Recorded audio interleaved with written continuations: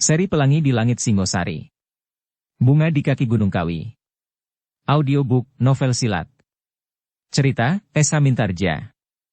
Bab 99. Keduanya pun kemudian berdiri. Witantra melambaikan tangannya, memanggil seorang prajurit yang dibawanya dari Tumapel, prajurit pengawal. Lakukan tugasmu baik-baik. Aku akan pergi sebentar. Laporkan kepada perwira yang sedang bertugas. Prajurit itu menganggukkan kepalanya, sedang tangan kirinya menggenggam hulu pedangnya yang masih berada di dalam sarungnya. Baik. Jawabnya. Akan aku lakukan. Witantra pun kemudian melangkah bersama-sama dengan Ken Arok, sementara itu, prajurit pengawal itu melaporkannya kepada perwira pengawal bawahan Witantra, yang segera mengambil alih tugasnya, berjaga-jaga di depan gubuk Aku Tunggul Ametung yang sedang tidur itu. Beberapa langkah kemudian, maka kedua orang itu terhenti ketika mereka melihat Kebo Ijo mendatanginya. Sambil tertawa ia bertanya kepada Ken Arok. Kenapa kau tidak menghadap aku? Aku sedang tidur, jawab Ken Arok. Heh. Kebo Ijo mengerutkan keningnya. Tetapi ia memanggilmu menurut Kakang Witantra. Iya, sahut Witantra. Tetapi pada saat Ken Arok datang, aku sudah tertidur. Mungkin ia terlampau lelah setelah bekerja keras hari ini. Wajah Kebo Ijo menjadi berkerut-merut. Tetapi kemudian meledaklah suara tertawanya. Kenapa kau tertawa? Bertanya Witantra. Tidak apa-apa. Kebo Ijo menggeleng-gelengkan kepalanya. Tidak apa-apa. Sejenak Ken Arok dan Witantra saling berpandangan.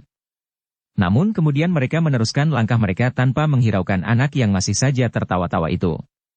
Tetapi ternyata Kebo Ijo tidak membiarkannya pergi. Ia pun kemudian mengikutnya di belakang. Sejenak kemudian ia bertanya. Kakang, apakah aku akan membicarakan tentang keberangkatannya besok bersama Ken Arok? Aku tidak tahu, sahut kakaknya. Tetapi bukankah itu yang dimaksud oleh Aku Tunggul Ametung? Membawa sepasukan prajurit untuk membebaskan Mahisa Agni. Ya. Apakah Ken Arok besok harus ikut serta? Aku tidak tahu. Kau terasa terganggu. Kebo Ijo menarik nafas dalam-dalam. Ia masih saja berjalan mengikuti Ken Arok dan Witantra. Aku kira begitulah. Dan seandainya benar, maka aku benar-benar berbuat aneh. Kenapa? Bertanya Witantra dengan serta-merta. Bendungan ini seharusnya jauh lebih penting daripada seorang Mahisa Agni. Apakah perlunya aku bersusah payah berusaha membebaskannya? Langkah Witantra tertegun mendengar kata-kata Kebo Ijo. Ken Arok pun kemudian terhenti juga. Bahkan keduanya kemudian berpaling memandangi Kebo Ijo yang kemudian berdiri tegak di belakang mereka. Kebo Ijo, berkata Witantra kemudian. Kita adalah prajurit. Kita sebaiknya menabuhkan perintah yang dijatuhkan atas kita. Memang mungkin perintah itu tidak tepat. Apabila demikian kita dapat memberikan pertimbangan seperlunya. Nah, adalah wajar sekali apabila besok, seandainya aku masih ingin membawa Ken Arok, kita dapat mengajukan keberatan-keberatan itu. Kebo Ijo tidak segera menyahut. Diangguk-anggukannya kepalanya. Tetapi sejenak kemudian ia berkata. Apakah sebenarnya pentingnya Mahisa Agni bagi aku? Ia kakak Tuan Putri Ken Dedes, permaisuri Aku Tunggul Ametung. Tetapi Mahisa Agni sendiri adalah seorang anak padesan. Kalau ia hilang di dalam sarang iblis kemundungan itu, adalah nasibnya yang terlampau jelek. Buat apa benarnya aku memaksa diri untuk mencarinya dengan sepasukan prajurit? Bagiku, hal itu tidak akan banyak memberikan arti bagi Tumapel. Pantaslah kiranya, apabila yang hilang itu seorang putra raja, setidak-tidaknya putra Aku Tunggul Ametung sendiri. Bukan hanya sekedar anak padesan. Apabila Tuan Putri Ken Dedes merajuk, biarlah aku mengancamnya untuk mengembalikan saja ke padepokannya. Witantra mengerutkan keningnya. Kemudian katanya. Sebaiknya kau tidak usah ikut memperbincangkannya. Itu adalah persoalan Aku Tunggul Ametung. Kebo Ijo justru tertawa pendek. Aku kasihan melihat aku begitu bersusah payah untuk seorang tidak pedarakan. Kau. Keliru Kebo Ijo. Ken Aroklah yang kemudian menyahut. Kau membedakan antara seorang anak tidak pedarakan dengan seorang pangeran atau putra aku di dalam persoalan ini. Sudah tentu. Nilai dari mereka jauh berbeda. Tidak Kebo Ijo. Baik ia seorang pangeran, bahkan seorang pangeran dari seorang maharaja sekalipun dan seorang yang paling rendah dan paling hina, berhak mendapat perlindungan. Oh, tentu. Sudah tentu. Tetapi harus disesuaikan dengan kedudukannya. Kalau yang hilang seorang pangeran, pantaslah aku sendiri yang pergi mencarinya. Tetapi kalau hanya seorang Mahisa Agni? Mahisa Agni kini adalah seorang kakak dari permaisuri aku sendiri. Kebo Ijo tertawa. Katanya. Kau terbalik mengucapkannya Ken Arok. Seharusnya kau berkata. Permaisuri aku Tunggul Ametung hanyalah adik Mahisa Agni. Anak dari pedukuhan Panawijen. Kau telah menarik garis perbedaan terlampau tajam antara seorang yang lahir di dalam lingkungan yang baik dan orang-orang yang lahir dalam keadaan yang buruk. Tentu. Aku sendiri harus menghargai keturunanku. Kau sudah gila Kebo Ijo, desis Witantra. Diamlah supaya aku tidak memaksamu. Kebo Ijo mengerutkan keningnya. Tetapi ia tidak ingin diam, ia masih ingin berbicara namun Witantralah yang berbicara pula. Pergilah beristirahat. Tetapi sebelumnya, dengarlah dahulu sebagai bekalmu berangan-angan sebelum tidur. Tak ada perbedaan apa-apa antara yang kebetulan lahir sebagai seorang yang sangat miskin. Mereka berhak mendapat perlindungan yang sama, Mahisa Agni yang kini berada dalam bahaya yang mengerikan harus mendapat pertolongan. Sekali lagi Kebo Ijo tertawa. Tetapi ia tidak mendapat kesempatan berbicara karena Ken Arok berkata. Kebo Ijo. Nilai seseorang tidak saja tergantung kepada darah keturunan. Tetapi tergantung pula atas perbuatannya sendiri. Atas apa yang dikerjakannya. Ken Arok berhenti sejenak, lalu. Aku adalah seorang yang paling hina ketika dilahirkan. Tetapi penilaian orang terhadap diriku kini telah menjadi jauh berbeda. Apakah kau pernah membayangkannya, bahwa aku seolah-olah terbuang di masa-masa itu? Di saat aku baru dilahirkan? Kebo Ijo tidak segera menyahut. Ditatapnya wajah Ken Arok yang tegang. Tetapi sekarang aku mendapat kesempatan ini. Ken Arok meneruskannya. Pergilah Kebo Ijo, potong Witantra. Beristirahatlah, tetapi jangan tidur dulu. Aku perlu menemuimu. Kebo Ijo menjadi heran, sehingga terloncat pertanyaannya. Kenapa nanti? Bukankah kita sudah bertemu?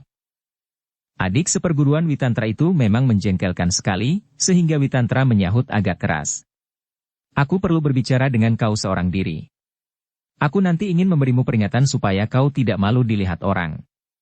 Kau telah membuat banyak sekali kesalahan. Mengerti? Kebo Ijo menarik nafas dalam-dalam. Diangkatnya pundaknya sambil berdesis. Baiklah Kakang. Sebaiknya aku makan dahulu sebanyaknya sebelum aku menghadap Kakang nanti. Lebih baik begitu. Makanlah, supaya mulutmu berhenti berbicara tentang hal-hal yang sama sekali tidak bermanfaat dan kadang-kadang dapat berbahaya bagimu, sahut Witantra. Kebo Ijo menganggukkan kepalanya. Perlahan-lahan ia melangkah pergi meninggalkan Ken Arok dan Witantra yang mengawasinya. Anak itu benar-benar bengal. Umurnya sudah cukup dewasa, dan ia sudah berkeluarga pula. Tetapi sifatnya itu masih kadang-kadang membuat aku pusing dan bahkan guru sendiri. Ia dapat menjadi seorang yang baik di hadapan guru.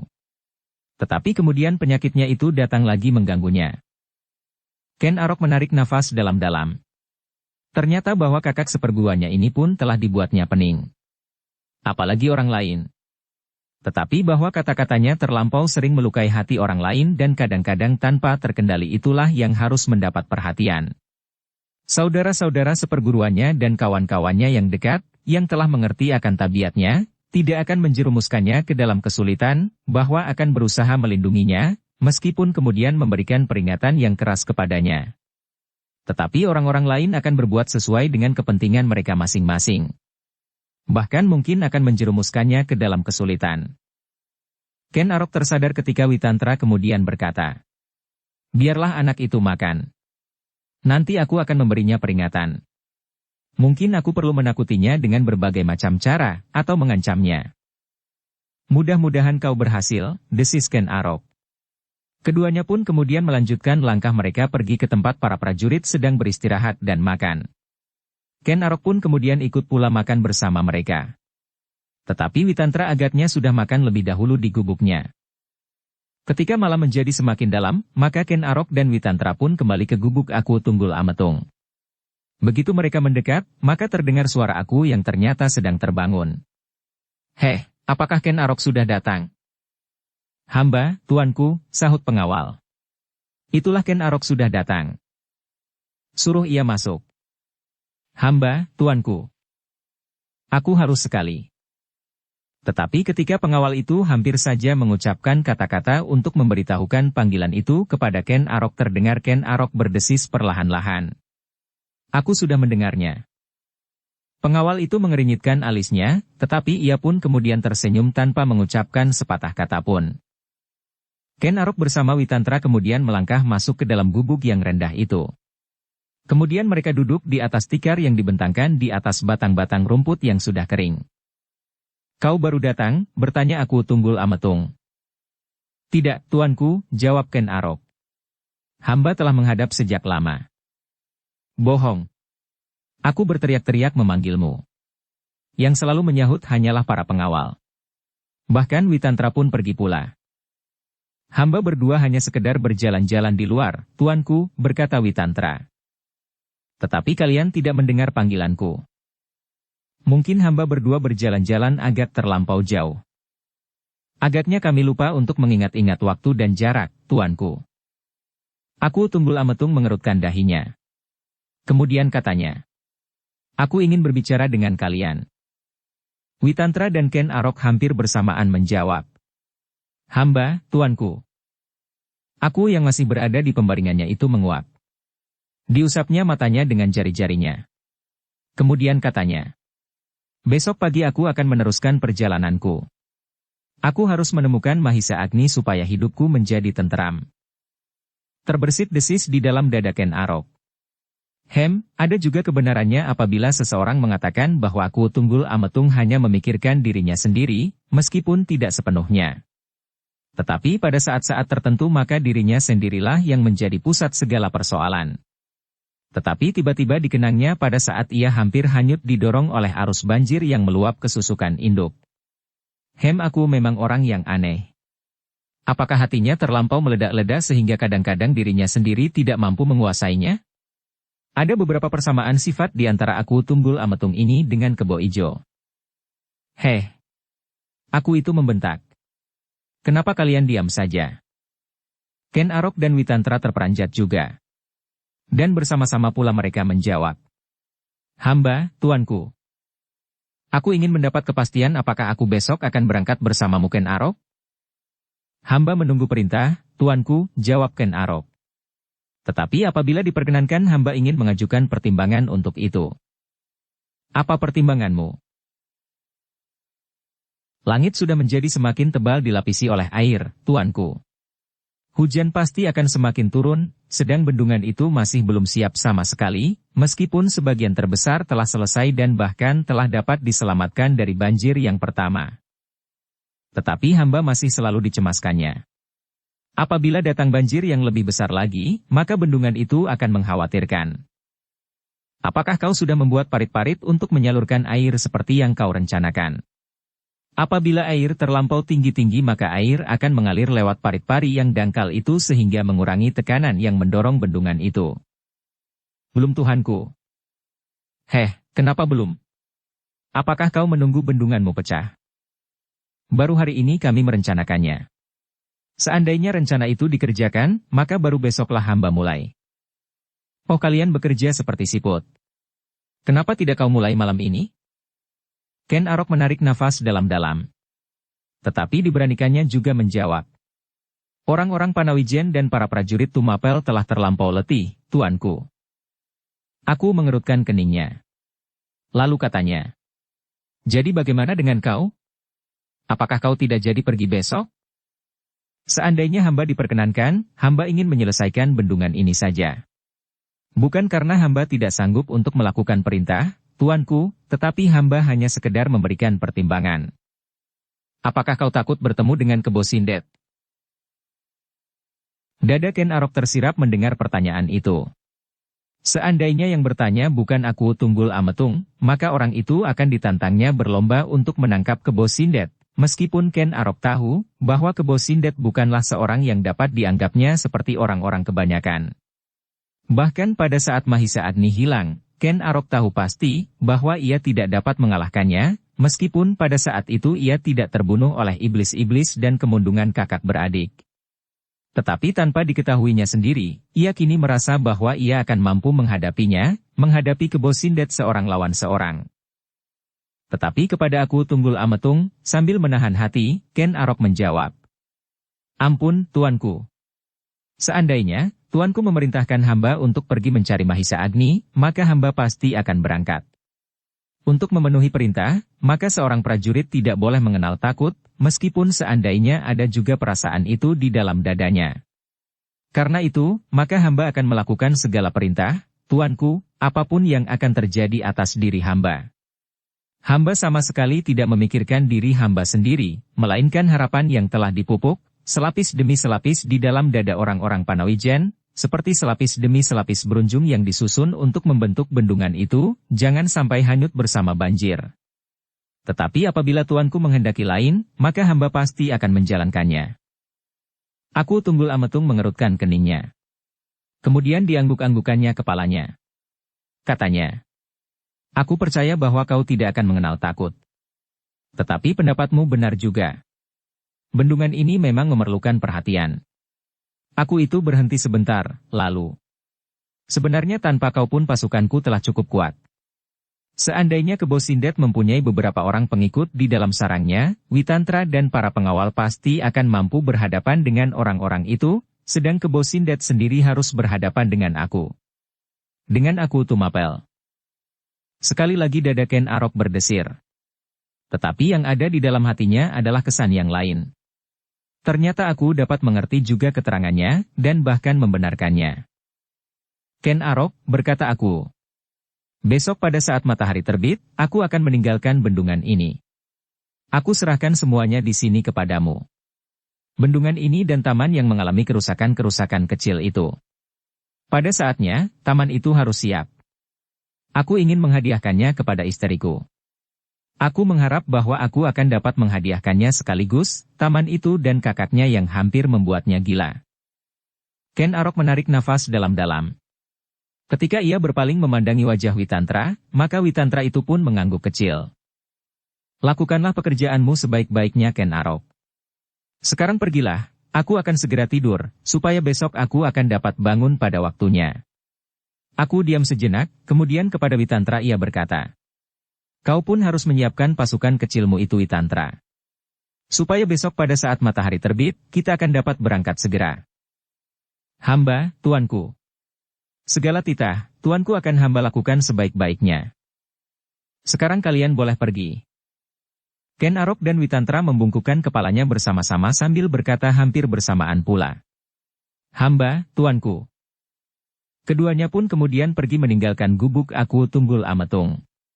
Witantra sambil mengangguk-anggukan kepalanya berkata-kata. Aku kadang-kadang sempat juga berpikir dan mempertimbangkan mana yang baik dilakukannya. Ken Arok mengernyitkan alisnya. Kemudian ia tersenyum.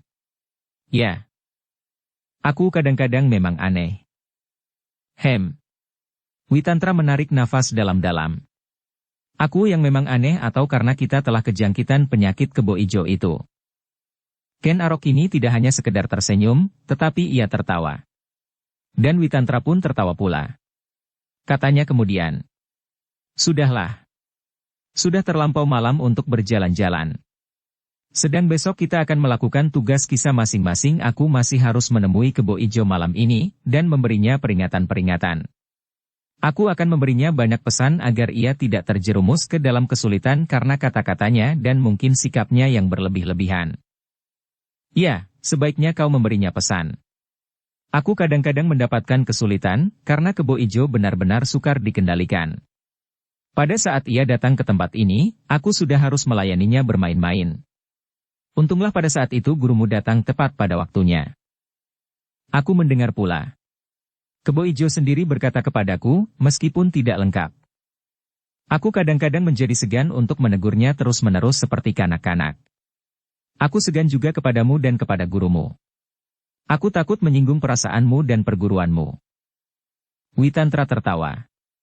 Katanya, kau terlampau berterus terang.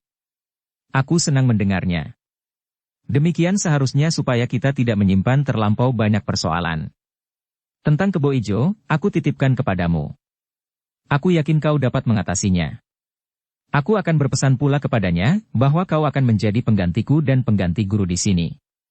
Kebo Ijo tidak boleh menjadi bersakit hati oleh teguranmu. Kalau perlu kau dapat berbuat lebih banyak atas namaku. Terima kasih atas kepercayaan itu.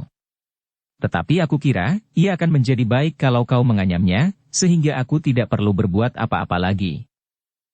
Mudah-mudahan, desis Witantra. Sekarang aku akan menyiapkan para pengawal, supaya aku besok pagi tidak berteriak-teriak apabila aku terlambat sedikit.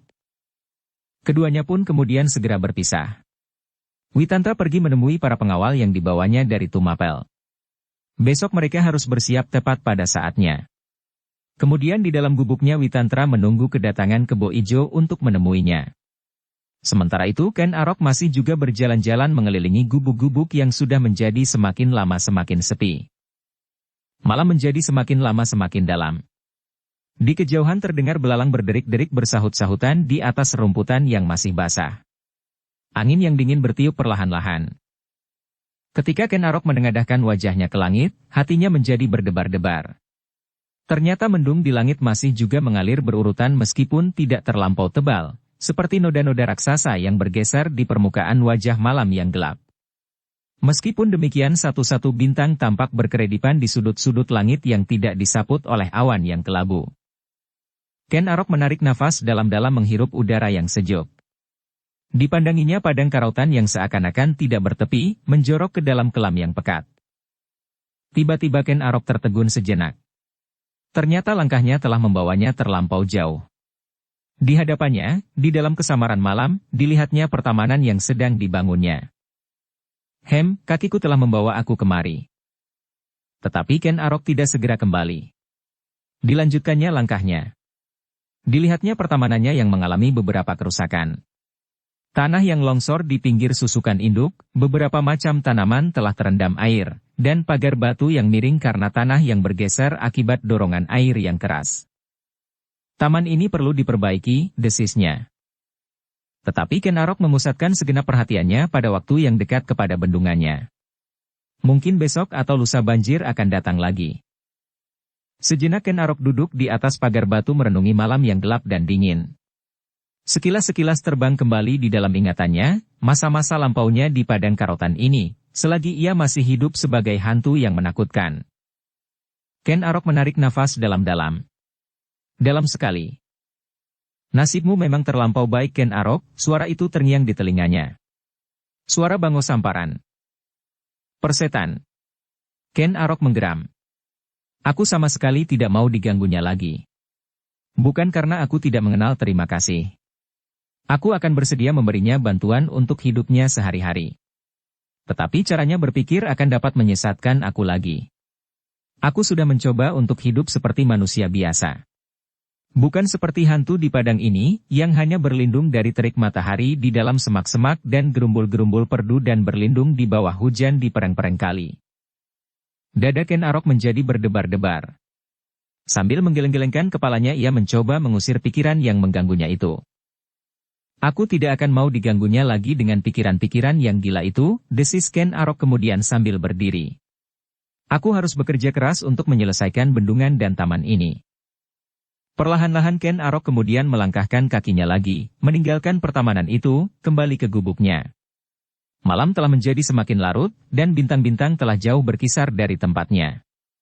Tetapi Ken Arok masih berjalan seenaknya. Lelah tubuhnya justru terasa berkurang oleh segarnya angin malam.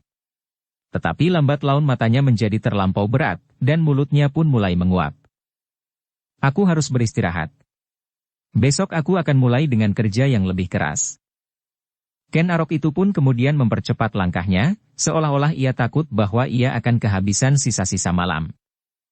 Ketika ia sampai di perkemahan, ternyata seluruh isi perkemahan itu tertidur nyenyak. Tidak ada seorang pun lagi yang masih bangun. Penjaga yang bertugas malam itu ditemui oleh Ken Arok tidur bersandar seonggok batu sambil menggenggam tombak pendek.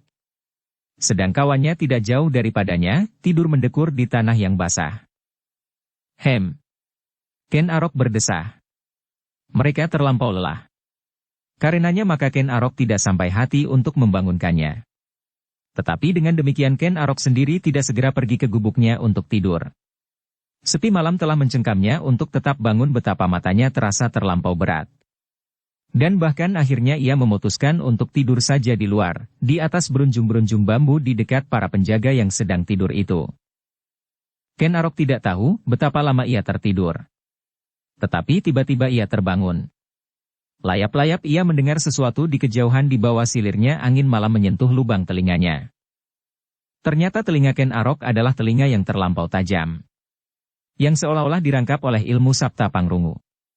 Yang mempunyai ketajaman mendengar 7 kali lipat dari telinga biasa. Namun agaknya malam yang terlampau sepi telah membantunya pula untuk dapat mendengar suara yang paling halus sekalipun. Dan yang didengarnya kini adalah telapak kaki-kaki kuda meskipun masih terlampau jauh. Ken Arok menggosok-gosok matanya dengan tangannya. Sekali lagi ia mencoba untuk meyakinkan pendengarannya. Dan perlahan-lahan ia berdesis. Ya, aku mendengar derap kaki-kaki kuda yang masih jauh sekali. Ken Arok menarik nafas dalam-dalam malam sudah hampir sampai pada akhirnya. Sebentar lagi langit di ujung timur akan dibayangi oleh warna-warna merah. Dan di saat yang demikian, ia mendengar derap kaki-kaki kuda mendekati perkemahannya. Perlahan-lahan Ken Arok bangkit dan turun dari atas berunjung-berunjung bambu. Suara derap kaki-kaki kuda itu menjadi semakin jelas mendekati perkemahan itu. Tetapi tidak terlampau banyak. 2 atau 3. Siapakah mereka itu? Desisnya. Penjaga yang tidur bersandar batu itu masih juga tidur. Yang tidur mendengkur di tanah kini justru melingkar menyembunyikan tangannya yang kedinginan. Biar sajalah, desis Ken Arok. Pada saatnya mereka akan terbangun. Ken Arok itu pun kemudian melangkah perlahan-lahan menyongsong arah derap kaki-kaki kuda itu. Ia belum tahu, apakah yang datang itu akan berbahaya bagi perkemahannya atau tidak. Namun kemudian dadanya terasa berdesir ketika ia melihat ternyata Aku Tunggul Ametung pun telah berdiri tegak seperti sebatang tonggak baja di muka gubuknya, dan di belakangnya Witantra berdiri dengan pedang di lambung. Tetapi Aku itu pun menjadi terkejut pula ketika ia mendengar desir langkah di belakangnya. Ketika ia berpaling ternyata Ken Arok telah berada beberapa langkah di belakangnya. Apakah yang kau dengar? Bertanya Aku. Derap kaki-kaki kuda, sahut Ken Arok. Aku mengangguk-anggukan kepalanya. Telingamu cukup baik. Tidak ada orang lain yang mendengar derap kaki-kaki kuda itu selain kau. Bukankah, tuanku mendengar juga? Bertanya Ken Arok. Ya, sahut Aku. Ketiganya kemudian terdiam. Mereka mencoba memperhatikan derap yang semakin lama menjadi semakin dekat. Beberapa ekor kuda menurut tangkapan telingamu? Bertanya Aku kepada Ken Arok. 2. Kau? Aku itu berpaling kepada Witantra. 2. Aku menduga bahwa ada 2 ekor kuda yang datang. Ken Arok dan Witantra saling berpandangan sejenak. Ternyata perhitungan mereka sama seperti hitungan Aku Tunggul Ametung. Derap kaki-kaki kuda di padang karautan yang sepi itu semakin lama menjadi semakin jelas. Angin padang yang basah seolah-olah telah mengantarkan berita kedatangan penunggang-penunggang kuda itu jauh mendahului kuda-kuda itu sendiri. Apakah ada utusan dari istana? Desis Ken Arok. Aku mengerutkan keningnya. Bukankah kau masih prajurit Tumapel? Ken Arok menjadi heran, sehingga karena itu ia tidak segera menjawab. Seorang prajurit Tumapel tidak akan bertanya demikian. Ken Arok menjadi semakin tidak mengerti. Arah itukah arah Tumapel? Bertanya Aku. Ken Arok menarik nafas dalam-dalam. Barulah ia menyadari kekeliruannya, dan barulah ia tahu maksud pertanyaan Aku Tunggul Ametung itu. Arah itu sama sekali bukan arah ke Tumapel. Hamba, tuanku. Hamba keliru. Hamba ternyata telah berkata tanpa memikirkannya lebih dahulu. Aku tidak menyahut. Perhatiannya kini tertumpah kepada 2 ekor kuda itu, yang semakin lama menjadi semakin dekat. Aku mengharap Kebo Sindet yang datang kepadaku tanpa aku cari, desis aku Tunggul Ametung. Mudah-mudahan, hampir bersamaan Ken Arok dan Witantra menyahut. Tiba-tiba aku itu berpaling, lalu bertanya. Kenapa mudah-mudahan? Apakah kau hanya sekedar ingin melihat aku berkelahi seperti melihat ayam sabungan? Witantra dan Ken Arok mengerutkan keningnya. Tetapi mereka sudah tahu benar tabiat aku itu. Meskipun ia sendiri yang mengucapkannya, tetapi apabila orang lain mengatakannya pula, ia menjadi tidak bersenang hati. Karena itu maka Witantra segera menyahut. Bukan begitu, tuanku, maksud hamba, bukankah dengan demikian pekerjaan, tuanku akan lekas selesai. Tuanku dapat menangkap Kebo Sindet dan memaksanya berkata di mana disembunyikannya Mahisa Agni. Bagaimanakah kalau aku yang ditangkapnya atau dibunuhnya? Apakah hamba berdua dan semua prajurit yang ada di padang ini akan tetap berdiam diri? Tidak.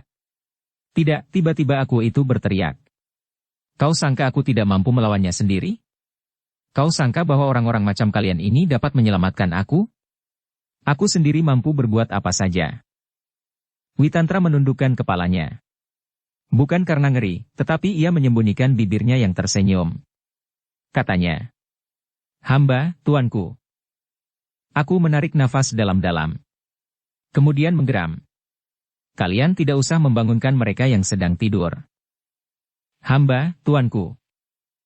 Aku harus sekali.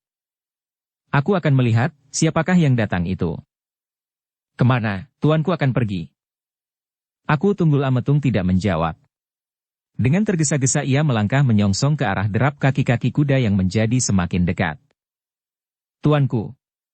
Witantra memanggil. Tetapi aku tidak menghiraukannya. Ia berjalan saja menerobos gelap malam tanpa berpaling sama sekali. Witantra tidak dapat membiarkannya pergi tanpa seorang pengawal pun. Dan ia tidak mendapat kesempatan untuk memanggil orang lain, sehingga karena itu, maka ia pun melangkah pula mengikuti sambil berkata. Tuanku sebaiknya tidak usah menyongsongnya. Ia akan datang kemari dan tuanku akan melihat siapakah orang itu. Tetapi aku seolah-olah sama sekali tidak mendengar. Ia melangkah terus, diikuti oleh Witantra yang membawa pedang di lambungnya. Namun hati Witantra itu menjadi agak tenteram ketika dilihatnya, di bawah kain panjang aku Tunggul Ametung yang diselimutkan di badannya, tergantung sebuah penggada yang berwarna kekuning-kuningan, yang seolah-olah bercahaya di dalam gelapnya malam. Aku telah membawa pusakanya. Ia akan menjadi seorang yang luar biasa dengan senjata itu di tangannya, desis Witantra di dalam hatinya. Ternyata Ken Arok pun kemudian tidak dapat membiarkan kedua orang itu pergi menyongsong derap kaki-kaki kuda itu. Karena itu, maka ia pun segera menyusul di belakangnya. Berloncat-loncatan sehingga akhirnya ia telah berjalan di samping Witantra. Dengan dada tengadah aku melangkah terus. Semakin lama bahkan semakin cepat. Seakan-akan ia menjadi tidak sabar lagi menunggu kuda-kuda itu mendekatinya. Derap kuda itu pun semakin lama menjadi semakin jelas. 2 ekor kuda. Suaranya menggeletar menggetarkan udara padang yang sepi. Hanyut bersama silirnya angin yang basah.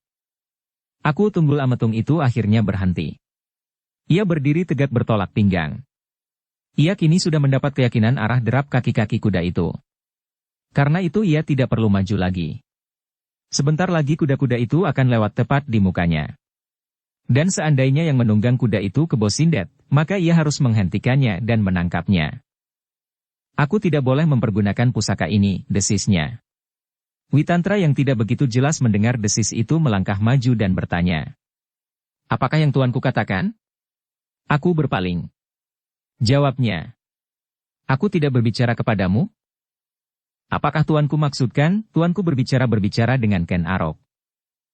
Juga tidak. Aku berbicara kepada diriku sendiri. Aku tidak boleh mempergunakan senjataku, supaya Kebo Sindet tidak menjadi hancur sewalang-walang. Witantra menarik nafas dalam-dalam. Ketika ia berpaling kepada Ken Arok maka Ken Arok pun sedang mengerutkan keningnya. Tetapi mereka percaya sepenuhnya akan kata-kata aku itu. Memang pusaka aku itu benar-benar luar biasa. Sentuhan pada sesuatu, akibatnya sangat dahsyat. Hancur berkeping-keping. Aku harus menangkapnya utuh, berkata aku itu. Sekali lagi Ken Arok mengerutkan keningnya dan Witantra menggigit bibirnya. Ya, berkata Witantra di dalam hati. Aku tidak dapat menangkapnya separuh atau sepertiga, apabila ia masih ingin mendengar pengakuan Kebo Sindet. Kini kuda itu sudah menjadi semakin dekat. Mata mereka yang tajam segera melihat bayangan yang samar-samar bergerak di padang karautan itu. Semakin lama semakin dekat. Bayangan itu langsung menuju ke arah mereka. Tetapi beberapa langkah agak jauh, kedua ekor kuda itu berhenti. Seperti Aku Tunggul Ametung, Ken Arok dan Witantra yang ragu-ragu, penunggang-penunggang kuda itu pun ragu-ragu pula. Keduanya masih berada di atas punggung kuda masing-masing. Aku Tunggul Ametung tidak sabar lagi untuk menunggu. Tiba-tiba ia berteriak. Heh, siapa di atas punggung kuda itu? Tidak segera terdengar jawaban. Turun, teriak aku. Turun dan datang kemari. Sebutkan siapakah kau berdua. Kedua bayangan di atas punggung kuda itu masih belum menyahut. Sejenak keduanya saling berpandangan. Namun kemudian mereka pun meloncat turun. Aku Tunggul Ametung dan kedua orang pengiringnya mengerutkan keningnya. Pada saat keduanya turun, maka tampaklah di lambung mereka sarung pedang yang mencuat ke samping. Mereka bersenjata pedang, desis mereka di dalam hati. Tetapi ternyata kedua orang itu masih saja berdiri di samping kuda masing-masing. Aku Tunggul Ametung tidak sabar lagi menunggu lebih lama. Karena itu maka segera ia melangkah mendekati. Ia sama sekali tidak menghiraukannya ketika Witantra berdesis. Tuanku. Tunggu. Aku berjalan terus mendekati kedua orang itu.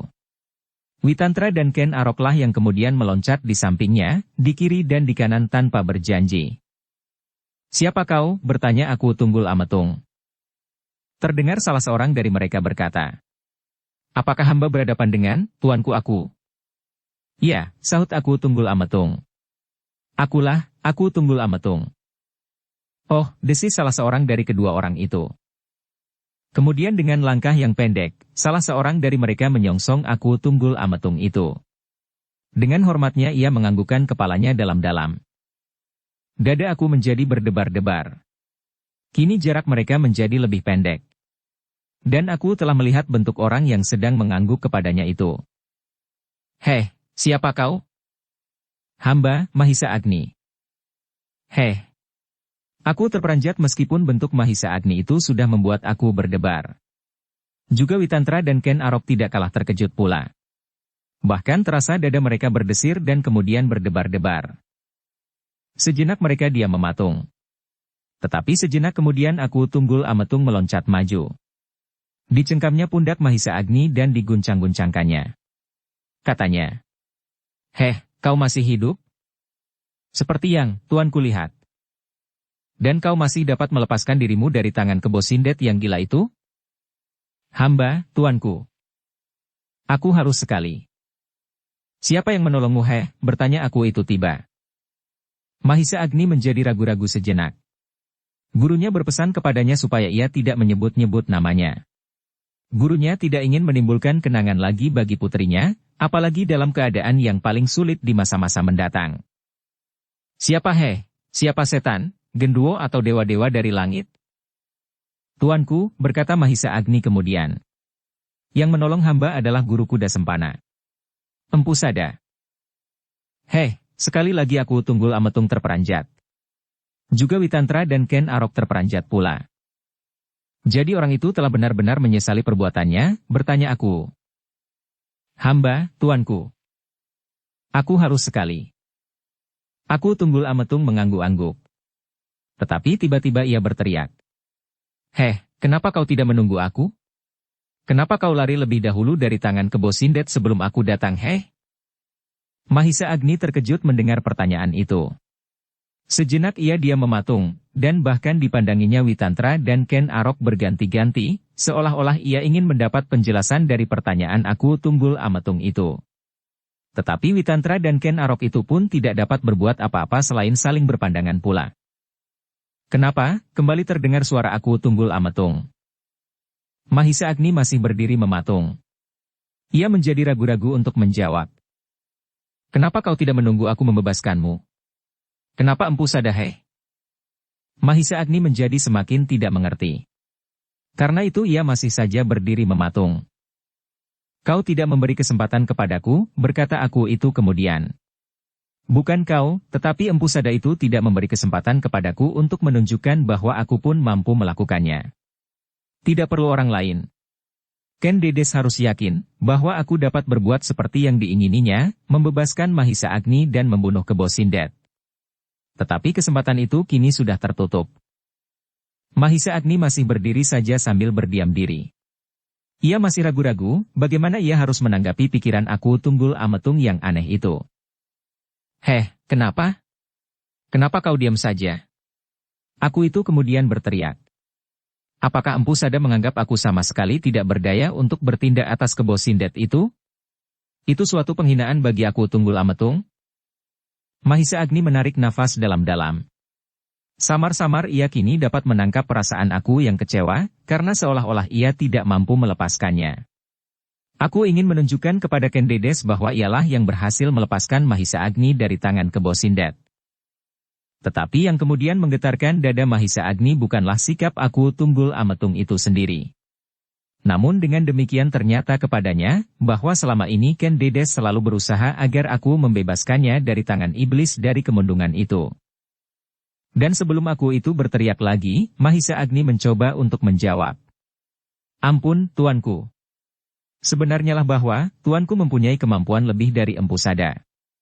Tetapi adalah suatu kebetulan saja bahwa Empu Sada bertemu dengan Kebo Sindet, berkelahi dan Kebo Sindet terbunuh. Kebetulan yang datang tepat pada waktunya, sebab pada saat itu Kebo Sindet telah siap untuk membunuh hamba dengan caranya, karena usahanya untuk mempergunakan hamba sebagai alat pemeras dirasanya telah gagal. Aku Tunggul Ametung mengerutkan keningnya. Lalu terdengar suaranya menggeram. Bagaimanakah cara yang akan ditempuh oleh Kebo Sindet itu untuk membunuhmu? Gantung atau pancung atau apa? Mahisa Agni ragu-ragu sejenak. Kemudian jawabnya. Kebo Sindet belum sempat melakukannya. Tetapi yang telah diucapkan, cara itu adalah cara yang paling mengerikan. Hamba akan diikat di atas rawa-rawa yang menyimpan banyak sekali buaya-buaya kerdil. Kebo Sindet ingin melihat buaya-buaya itu menggapai-gapai hamba, sehingga pada saatnya, salah seekor daripadanya sempat merobek tubuh hamba dan menyeret ke dalam rawa-rawa. Wajah aku Tunggul Ametung tiba-tiba menjadi tegang. Terdengar ia menggeram. Kejam sekali. Kejam sekali. Apakah kira-kira hal itu akan dilakukannya benar-benar? Hamba, tuanku. Demikianlah tabiat Kebo Sindet itu. Setan. Seharusnya akulah yang membunuhnya. Akulah yang harus menghentikan segala kejahatannya yang mengerikan itu. Aku bergumam seolah-olah kepada diri sendiri. Tiba-tiba teringat pula olehnya cara yang dipilih oleh Kebo Sindet untuk membunuh Jajar yang gemuk yang telah mencoba berkhianat kepadanya. Hidup-hidup dimasukkan ke dalam api yang menelan rumahnya sendiri. Oleh kenangan itu, maka wajah aku itu menjadi semakin tegang. Dengan tajamnya dipandanginya seseorang yang berdiri di samping kudanya, yang datang bersama-sama dengan Mahisa Agni. Dan tiba-tiba pula aku itu berteriak. Hei, bukankah kau kuda sempana? Dada Mahisa Agni berdesir mendengar suara aku dalam nada yang tinggi itu. Apalagi kuda sempana yang telah merasa banyak sekali menyimpan kesalahan, sehingga sejenak ia tidak dapat mengucapkan kata-kata. Witantra dan Ken Arok pun menjadi tegang pula. Mereka tahu benar, peranan apakah yang selama ini telah dilakukan oleh kuda sempana sehingga keadaan Mahisa Agni, Ken Dedes, dan bahkan seluruh Panawijen menjadi sedemikian buruknya. Jawab pertanyaanku. Aku mulai berteriak lagi. Bukankah kau bernama kuda sempana? Terasa darah kuda sempana menjadi semakin cepat mengalir sehingga dadanya menjadi berdentangan. Heh, apa jawabmu? Selangkah kuda sempana maju dengan kaki gemetar. Kemudian terdengar suaranya parau. Hamba tuanku, hamba adalah kuda sempana. Oh, aku menggeretakkan giginya. Kau telah ikut dalam pengkhianatan itu. Kau telah menjadikan semuanya rusak sama sekali.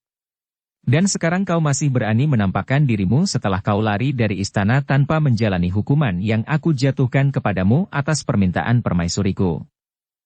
Kuda sempana sama sekali tidak menjawab. Ditundukkannya kepalanya dalam-dalam. Namun kemudian dentang jantungnya menjadi reda setelah ia menemukan ketenangan di dalam dirinya. Ia telah pasrah kepada nasib yang akan membawanya. Hidup yang sesungguhnya bagi kuda sempana telah terhenti sejak ia berada di dalam tangan Kebo Sindet. Karena itu, maka apapun yang akan terjadi atasnya kini sudah tidak lagi menggetarkan jantungnya. Apalagi ia tahu pasti bahwa Aku Tunggul Ametung di hadapan prajurit-prajuritnya sama sekali bukan Kebo Sindet. Seandainya Aku Tunggul Ametung memutuskan untuk menghukumnya sampai mati, maka cara yang dipakainya pasti cara yang wajar, yang biasa dilakukan, apabila terpaksa seseorang dihukum mati karena kesalahan-kesalahannya yang tidak mungkin diampuni lagi. Seandainya ia termasuk orang-orang yang demikian, maka bagi kuda sempana sama sekali sudah tidak menggetarkan jantungnya. Karena kuda sempana sama sekali tidak menyahut, dan bahkan hanya menundukkan kepalanya saja, maka Aku itu berkata pula. Heh, kuda sempana. Apakah kau tidak punya otak yang dapat mencegahmu untuk datang menemuiku seperti ini, karena hal itu akan dapat membawamu ke tiang gantungan? Kuda sempana masih belum menjawab. Apakah kau sekarang menjadi bisu? Heh.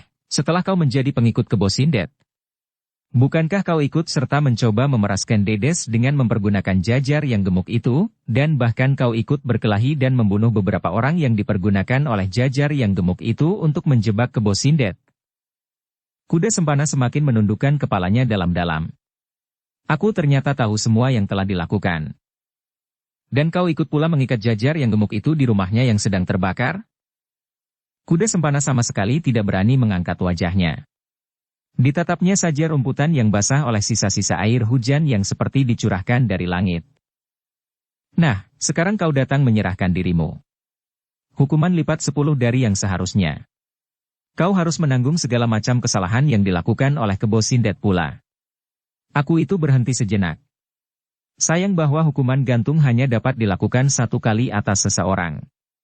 Aku sebenarnya ingin menggantungmu 10 kali di alun-alun, dan seandainya aku dapat menangkap Kebo Sindet maka ia harus digantung 10 tahun.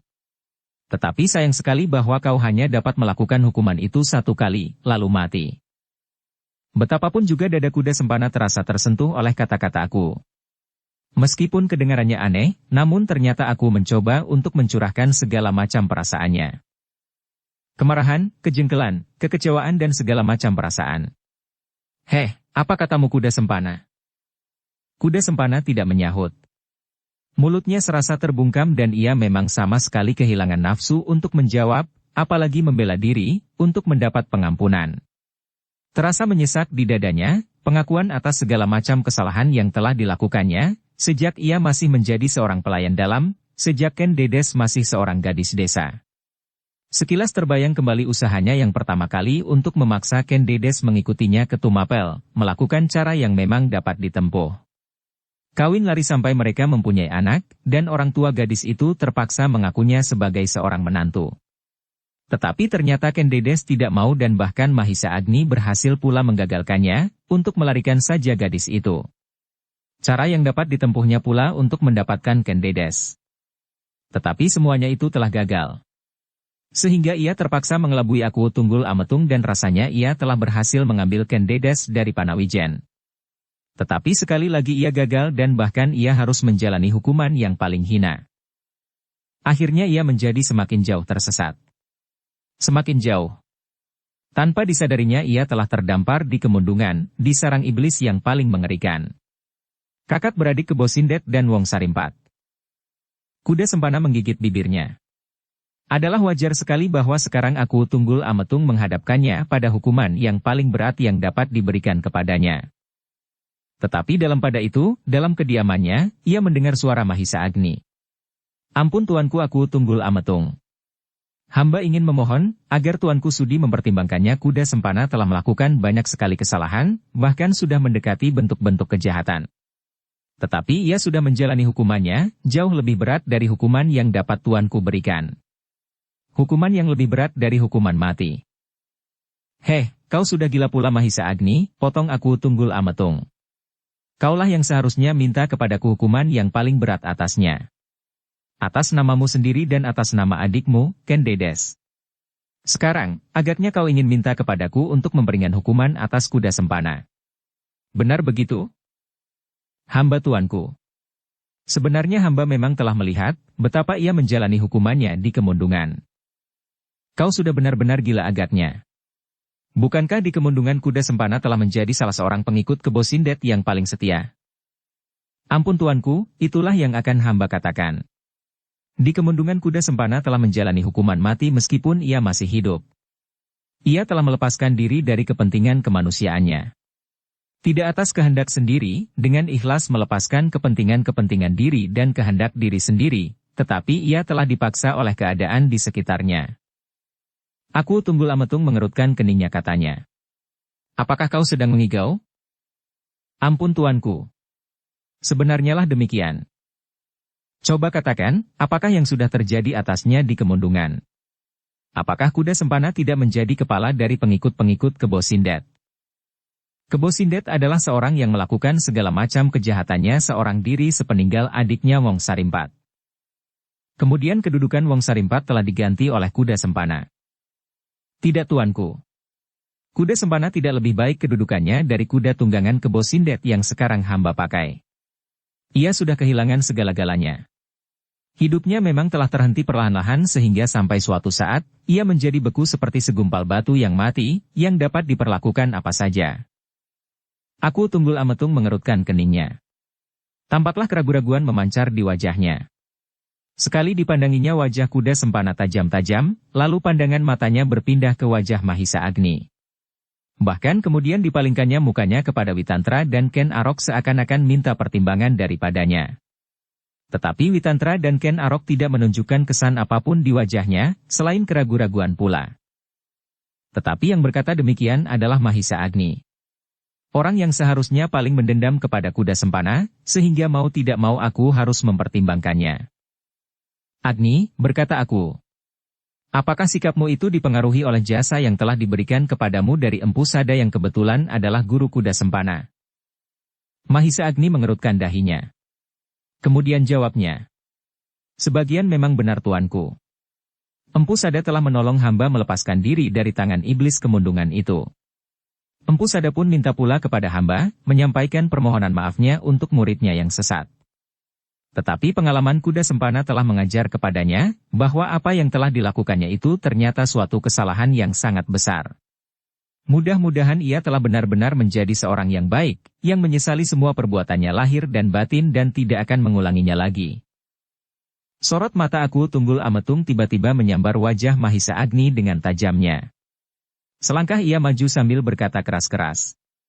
Kenapa bukan Empu Sada itu sendiri yang menghadap aku dan mohon maaf untuknya sendiri dan untuk muridnya Kenapa permohonan ampun atas kesalahan yang sedemikian besarnya, yang telah menggoncangkan Tumapel, yang telah menelan beberapa korban jiwa dan membuat permaisuriku selalu dihantui oleh kecemasan, hanya dipesankan kepadamu? Dada Mahisa Agni berdesir mendengar pertanyaan itu. Sesaat ia tidak dapat menjawab. Ketika dipandanginya Kuda Sempana dengan sudut matanya, maka dilihatnya anak muda itu semakin menunduk. Kenapa? Bukankah itu telah merendahkan aku Tunggul Ametung dari Tumapel? Mahisa Agni menarik nafas dalam-dalam. Kemudian dicobanya untuk menjawab. Ampun tuanku. Empu Sada pun telah merasa bahwa seharusnya ia sendiri menghadap tuanku untuk mohon ampun atas segala kesalahannya dan kesalahan muridnya. Tetapi Empu Sada merasa ketakutan untuk melakukannya. Ia tidak mempunyai cukup kekuatan untuk berani berhadapan dengan tuanku aku Tunggul Ametung justru setelah ia berhasil menolong hamba dan melepaskan muridnya dari tangan Kebo Sindet. Bukan saja karena ia silau memandang kebesaran aku Tunggul Ametung tetapi ia telah memutuskan untuk tidak lagi berada di lingkungan kehidupan yang wajar. Ia telah membuang dirinya, menyepi, menjauhkan diri dari segala masalah duniawi. Justru setelah ia merasa bahwa ia telah berbuat terlampau banyak kesalahan. Aku terdiam sejenak mendengar keterangan Mahisa Agni itu. Tetapi kemudian ia berkata, alasan itu baik juga dikemukakan. Mudah-mudahan aku dapat mempercayainya meskipun hampir tidak masuk akal. Kalau benar Empu Sada berbuat demikian, bukan sekedar ceritera yang dengan tergesa-gesa disusun oleh Mahisa Agni, maka Empu Sada adalah seorang yang terlampau bodoh. Aku berhenti sejenak, lalu kepada Kuda Sempana ia bertanya. Kuda Sempana, apakah keuntungan yang didapat oleh gurumu dengan menjauhi pergaulan hidup yang wajar? Kalau benar ia merasa telah terlalu banyak membuat kesalahan, kenapa ia kemudian menjauhkan dirinya? Apakah dengan demikian ia merasa bahwa kesalahan-kesalahannya itu akan terhapus dengan sendirinya tanpa berbuat sesuatu bagi sesama yang telah dinodai oleh kesalahan-kesalahannya? Kuda sempana. Seorang yang mengasingkan diri itu tidak lebih dari seorang yang hilang, lalu tanpa mempunyai arti lagi selain dikenang. Padahal kenangan yang ditinggalkannya adalah kenangan yang hitam, selain sepercik jasanya telah melepaskan Mahisa Agni. Sekali lagi aku berhenti, lalu. Bagiku kuda sempana, Empu Sada adalah orang yang menyimpan ilmu di dalam dirinya. Ia dapat berbuat banyak dengan ilmunya untuk kepentingan kemanusiaan. Itu aku memberinya lebih banyak arti daripada menyingkir. Coba apakah yang dapat diberikan sebagai penebus segala macam kesalahannya apabila ia terpisah dari pergaulan? Menyepi, bertapa dan kemudian duduk tepekur mendekatkan diri kepada Yang Maha Agung? Tetapi bagiku, bakti kepada Yang Maha Agung dengan mewujudkannya dalam tingkah laku, perbuatan dan pikiran yang bermanfaat bagi pergaulan, adalah lebih tinggi nilainya daripada yang dilakukannya sekarang. Baik bagi manusia dan sudah tentu bagi Yang Maha Agung. Apalagi kalau ia berhasil mendorong orang lain mendekatkan dirinya kepada Yang Maha Agung. Dan itu hanya dapat dilakukan apabila ia berada di antara orang-orang yang akan didorongnya itu. Barulah Empu Sada dapat dikatakan menyesali kesalahan-kesalahan yang pernah dibuatnya. Bersambung ke bab 100. Dukung kami dengan subscribe, follow, like, komen dan share. Terima kasih.